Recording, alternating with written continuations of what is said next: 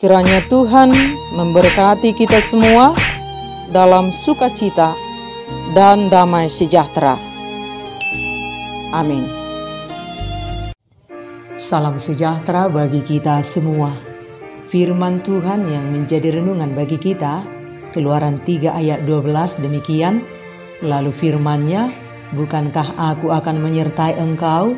Inilah tanda bagimu bahwa aku yang mengutus engkau. Apabila engkau telah membawa bangsa itu keluar dari Mesir, maka kamu akan beribadah kepada Allah di gunung ini.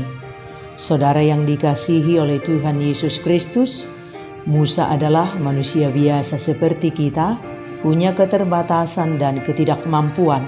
Hal ini terlihat dari reaksi Musa saat ia dipilih Tuhan menjadi pemimpin bangsa Israel. Saat Tuhan memanggil Musa, ia tidak langsung mengiyakan Tuhan. Dia tahu siapa dirinya dan latar belakangnya. Ia hanya seorang gembala. Musa menyadari bahwa dia tidak punya kemampuan untuk menghadapi Firaun yang kuat. Musa merasa khawatir apabila bangsa Israel tidak percaya kepadanya bahwa Tuhan telah menampakkan diri kepadanya dan dipilih oleh Tuhan untuk memimpin bangsa itu keluar dari tanah Mesir. Dan Allah tahu bahwa Musa adalah seorang yang rendah diri alias minder. Itulah sebabnya Allah berjanji akan menyertainya. Tetapi Musa berkata kepada Allah, "Siapakah aku ini? Maka aku yang akan menghadap Firaun dan menghadap orang Israel keluar dari Mesir." Lalu firman-Nya, "Bukankah aku akan menyertai engkau? Inilah tanda bagimu bahwa aku yang mengutus engkau.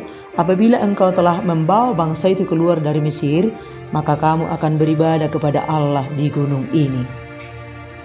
Dan Allah membuktikan penyertaannya yang sempurna buat Israel. Allah memakai Musa membawa mereka keluar dari tanah Mesir. Dan seperti yang difirmankan oleh Tuhan, ketika mereka telah keluar dari tanah Mesir, mereka menyembah Tuhan di atas gunung itu.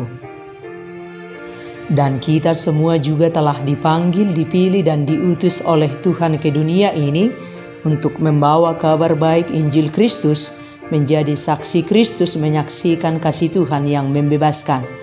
Tentu ini bukan perkara mudah, dan sama seperti Musa, kita juga harus menyadari kelemahan dan ketidakmampuan kita. Tetapi Tuhan berjanji bahwa Dia akan senantiasa menyertai kita. Dalam tugas panggilan kita di dunia ini, kita juga akan melewati banyak jalan yang tidak mudah, melewati banyak situasi yang membuat kita takut melangkah, banyak hal yang tidak bisa kita mengerti yang membuat kita takut dan khawatir. Jika kita mengalaminya, maka yakinlah bahwa Tuhan senantiasa menyertai perjalanan kita.